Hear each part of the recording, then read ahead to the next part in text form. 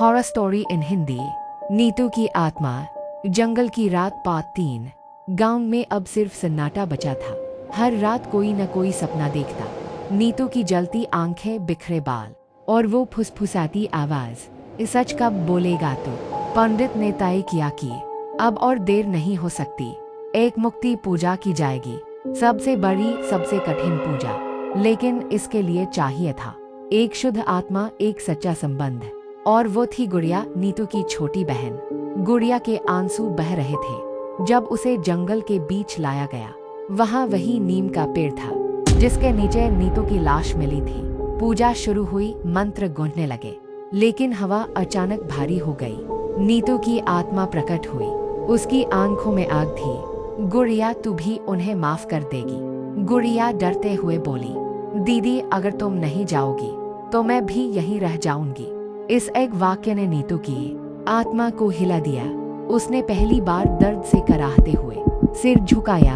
उसके आंसू हवा में घुल गए, पेड़ की शाखाएं झुक गईं, पूरी धरती कांप गई। फिर एक प्रकाश फैला, न सफेद न लाल, एक नीला तेज।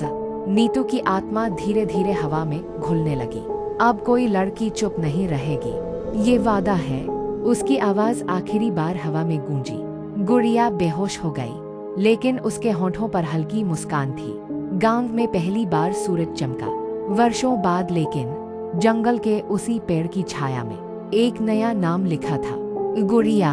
क्या यह सचमुच अंत था? 15 साल बीत चुके थे। धनपुर अब एक आधुनिक गांव बन चुका था। पक्की सड़कें, मोबाइल टावर, स्कूल और एक छोटा अस्पताल।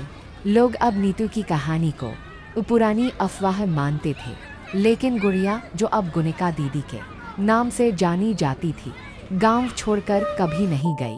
वह अब मंदिर की पुजारी बन चुकी थी।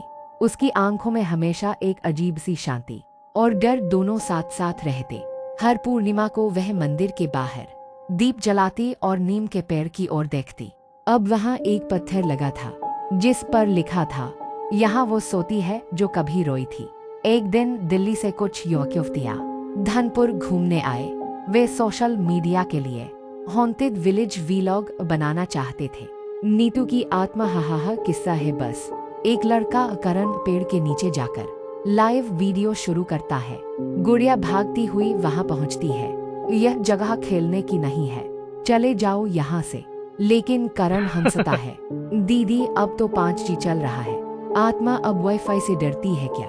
वही रात, पहली बार 15 सालों में पेड़ की छाया हिली, फिर से आवाजें आने लगी। रात 12 बजे करण के मोबाइल में एक कॉल आया। स्क्रीन पर नाम था नीतू, पर मोबाइल नेटवर्क ही नहीं था। वीडियो फीड अपने आप चालू हो गया। करण की आंखों में डर उभर आया। एक स्त्री की परछाई कमरे के कोने में खड़ी थी। वह सिर्फ एक शब्द बोल रही थी, गुड़िया। क्या नीतू की आत्मा लौट आई है, या कोई और शक्ति जाग चुकी है, या साया लौट आया? धनपुर, अगली सुबह। करण की आंखें सूजी हुई थी। वह कुछ बोल नहीं पा रहा था। उसके दोस्त उसे हिला रहे थे, पानी पिला रहे थे, लेकिन वो बस एक ही दिशा में देखे जा रहा था, नीम के पेड़ की ओर। गुनिका दीदी मंदिर की घंटी बजा रही थी। उनकी आवाज में पहले जैसी शक्ति नहीं थी। उन्होंने देखा, मंदिर की सीढ़ियों पर राख से एक शब्द लिखा था, आई हूँ। किसने लिखा? किसी ने पूछा। वो वादा भूल गई है? कौन ने? किसी ने डरते हुए पूछा। आगे का राज जानने के लिए लाइक, सब्सक्राइब और शेयर करें।